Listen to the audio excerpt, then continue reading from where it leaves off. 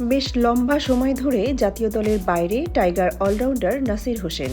তবে নেগেটিভ নিউজের জন্য প্রায় আলোচনায় উঠে আসতেন। আর এবার তো সবকিছু ছাড়িয়ে নাসির জায়গা করে নিয়েছেন আন্তর্জাতিক সংবাদ মাধ্যমগুলোতেও। তার বিরুদ্ধে দুর্নীতির মতো গুরুতর অভিযোগ এনেছে আইসিসি।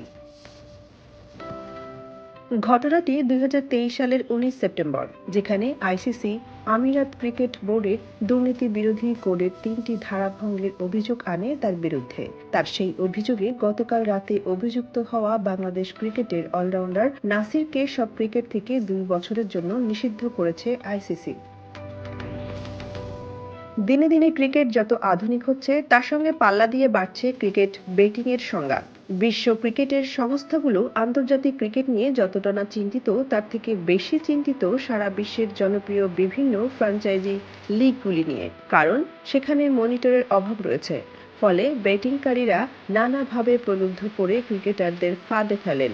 এবার সেই ফাঁদে আটকে পড়লেন অলরাউন্ডার নাসির। নাসিরের ঘটনাটির সূত্রপাত ২০২১ সালে সংযুক্ত আরব আমিরাতের টি-10 লিগ ঘিরে। সেবার পুনে ডেভিলস ফ্র্যাঞ্চাইজির হয়ে খেলেন তিনি। সেবার নাসির পুনের ক্যাপ্টেন্সির দায়িত্ব পালন করেন। ওই সময় পুনে শেষবারের মতো টুর্নামেন্টে অংশ নিয়েছে। সে সময় তার বিরুদ্ধে আনা অন্যতম অভিযোগটি হল $৭৫০ উপহার পেয়েও সেটির বিষয়ে আইসিসিকে কিছুই জানাননি তিনি।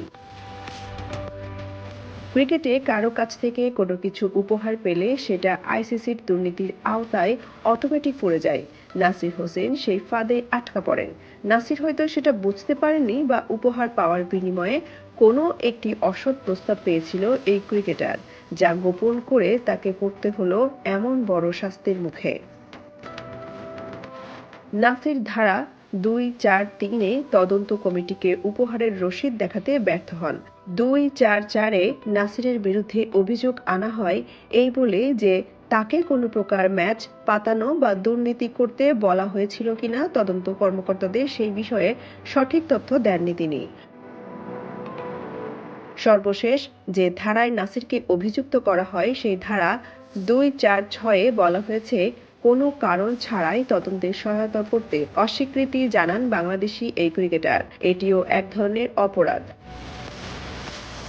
বর্তমান ৩২ বছর বয়সী নাসির হোসেন বাংলাদেশ জাতীয় দলের হয়ে ১৯টি টেস্ট, ৬৫টি ওয়ানডে ও ৩১টি টি-২০ ম্যাচ খেলেছেন। ওয়ানডে ও টেস্টে তার রয়েছে একটি করে সেঞ্চুরি। পাশাপাশি টেস্টে ৮টি, ওয়ানডেতে ২৪টি ও টি-২০তে ৭টি উইকেট নেন তিনি। ২০১৮ সালের পর বাংলাদেশের হয়ে আন্তর্জাতিক ম্যাচ খেলা হয়নি একসময় মাঠ কাঁপানো এই অলরাউন্ডারের। সোনিয়া খান, খবর সংযোগ।